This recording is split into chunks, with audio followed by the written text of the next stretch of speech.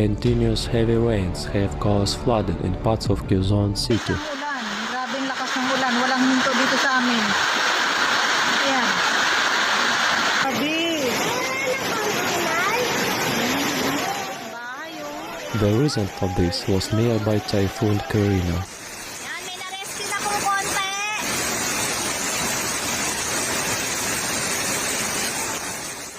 Knee-deep flooding was reported along Araneta, Mediterranean and Timok avenues in Barangay South Triangle.